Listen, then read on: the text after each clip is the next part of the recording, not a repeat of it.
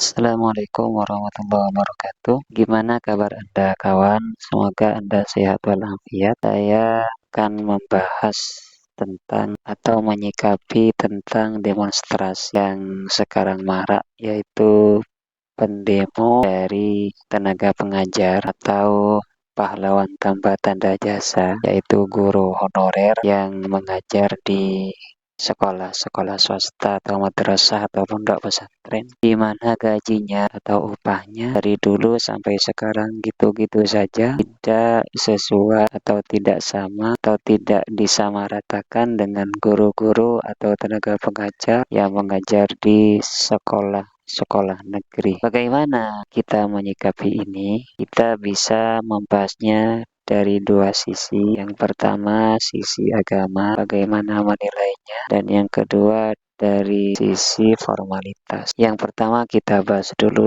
dalam segi agama. Kalau kita bahas tentang para guru, apakah itu dianjurkan oleh Rasulullah SAW atau tidak? Kita sekarang melihat dulu porsi guru itu apa. Porsi guru itu adalah mengajarkan ilmu. Makanya ada yang mengatakan bahwa guru itu adalah orang tua ruh.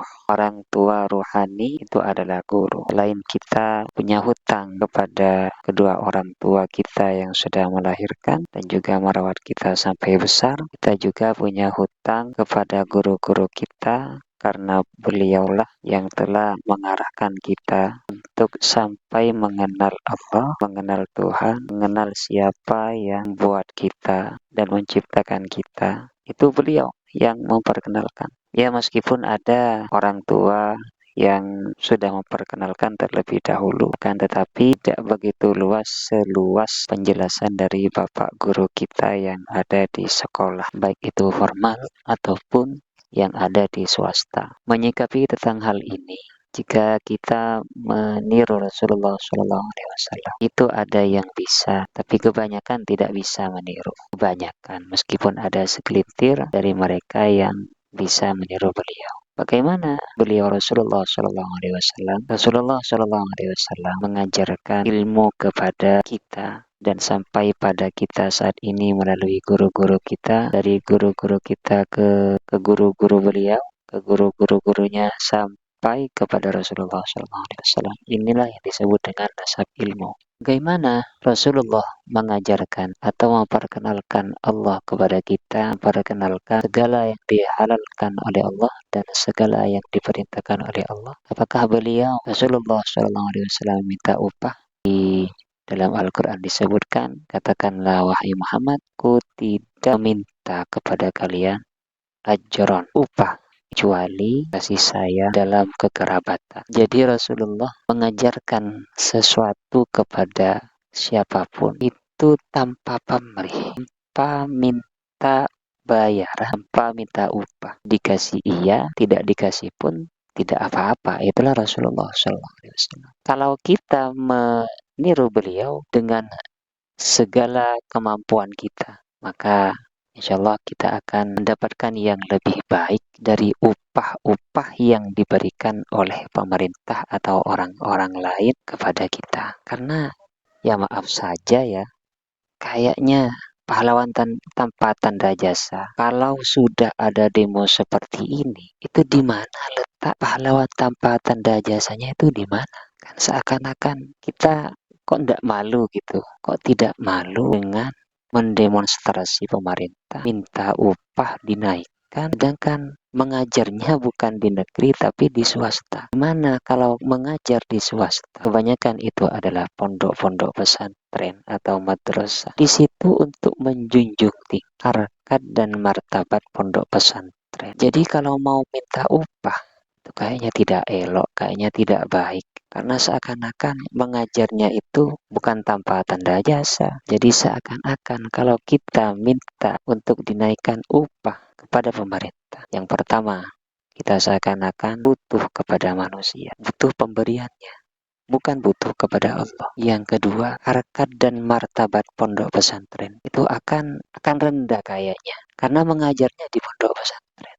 Jadi kalau Anda, ya maaf saja, kalau ini didengar oleh para guru-guru yang mengajar di swasta, Kalau Anda mengajar di swasta, mengajar di pondok-pondok pesantren, ya seyok-iyanya Anda itu sudah mengikhlaskan bayaran atau upah yang diberikan oleh pondok pesantren atau yayasan kepada Anda. Jadi kurangnya itu adalah sebagai jariah Anda mengajar di pondok pesantren agar nanti bisa Anda panen di akhirat. Jadi kalau Anda minta full, di mana letak pahlawan tanpa tanda jasanya itu di mana? Seakan-akan sudah tidak ada yang namanya pahlawan tanpa tanda jasa. Kalau sudah begitu, nanti komen-komen seperti ini atau narasi seperti ini di apa ya? Di apa itu namanya? Dicemooh atau dicaci maki nanti di komentar video ini. Ya, enggak apa-apa.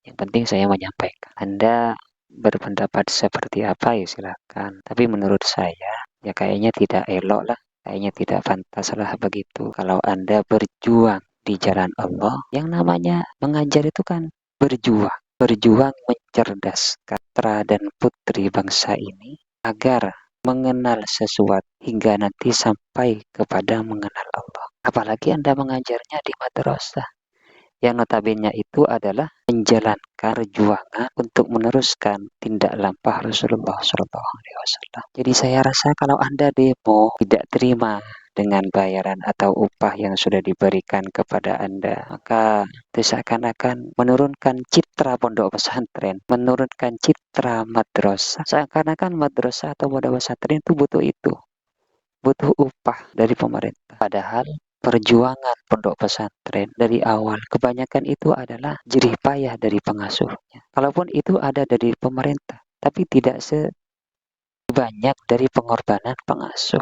Jadi kalau sudah ada campur tangan pemerintah masuk kepada pondok pesantren ataupun juga madrasah, apalagi full, maka di mana letak perjuangannya itu di mana? Sedangkan Rasulullah SAW itu tidak meminta upah dalam mengajar, dalam memperkenalkan Allah kepada makhluknya, kepada umatnya Rasulullah SAW. Jadi saya himbau Anda digaji berapapun terima saja. Tidak usah mendemo. Karena kalau Anda demo, citra pondok pesantren, citra madrasah itu akan turun dengan demonya Anda. Kan Anda mengajarnya kan di madrasah.